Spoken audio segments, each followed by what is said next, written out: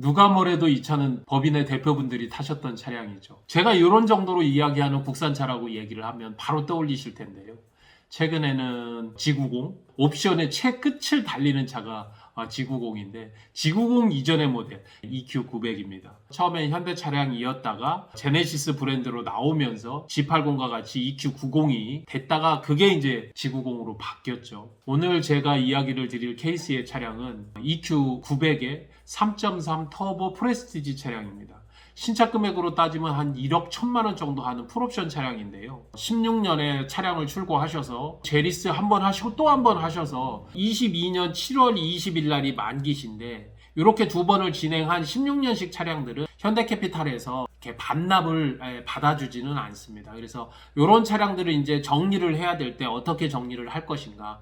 아무래도 이제 내가 이득이 되게끔 정리를 해야 되는데 현대캐피탈 같은 경우에는 다른 리스사와는 다르게 중도에 해지를 할 때 완납승계에 기간이 좀 더 여유가 있어야 되고 보통 리스료가 4개월 차 남았을 때는 리스 완납승계를 신청을 하셔야 되고 3개월 이내로 들어가면 완납승계가 되지는 않습니다. 그래서 결국은 만기 때까지 가지고 가다가 내가 인수를 했다가 다시 중고차로 판매를 해야 되는 취등록세와 그리고 법인 차량 매각으로 들어가서 계산서를 끊어야 되기 때문에 실제적으로 완납 승계에 비해서 한 14.5%, 많게는 15%까지 내가 손해볼 수 있다. 그렇기 때문에 미리미리 완납 승계로 정리를 할 수 있도록 신경을 쓰는 것이 좋겠다. 이렇게 인기가 많은 국산 대형 차량인 경우 지금 이야기하면 G90, 이전에 EQ, K9 이런 정도요. 최고급 차량인 경우 1억이 훌쩍 넘지만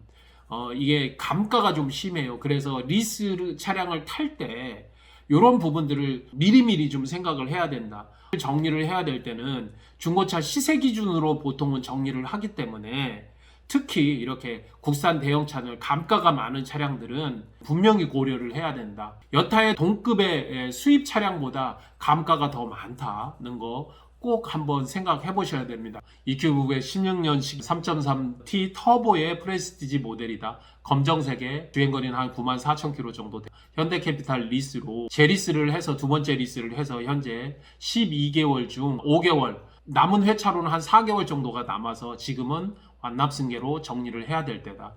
현대캐피탈에서는 이 차량을 반납을 받아주지는 않는다. 이 차는 결국은 인수 아니면 완납승계로 정리를 하는 수밖에 없습니다. 중요한 건 이겁니다. 법인에서 인수를 해서 취등록세를 내고 법인 자산으로 매입을 한 다음에 다시 중고차 업체에게 매각을 할 때 계산서를 끊어주면서 매매를 하는 금액과 그렇게 처리를 안 하고 아직까지는 기간이 있으니까 중고차 매매 업체에게 승계를 해서 완납을 시켜서 취등록세도 매매 업체가 그리고 계산세도 매매 업체가 받게 하는 완납 승계의 방식 두 가지를 비교해 보셔서 지금 더 많이 받을 수 있는 방식으로 차량을 정리를 하면 되겠다.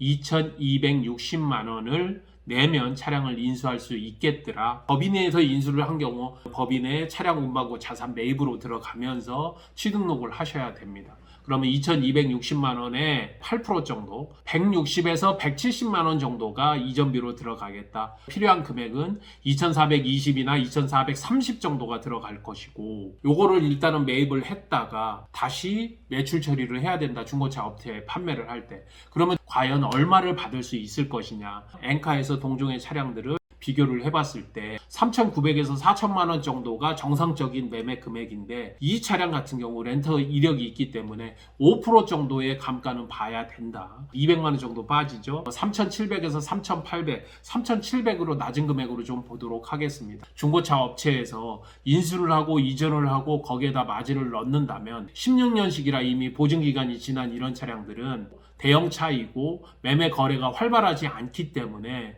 금액을 많게는 15% 적게는 12, 3%를 잡습니다. 12% 정도로 놓고 본다면 400에서 450만 원 정도 비용까지는 떨어줘야 된다. 부가세로 10% 빼고 나면 3천 정도로 받게 되는 거죠. 그러면 실제로 내가 받을 수 있는 금액은 570만 원 정도가 될 것이다 라는 이야기입니다.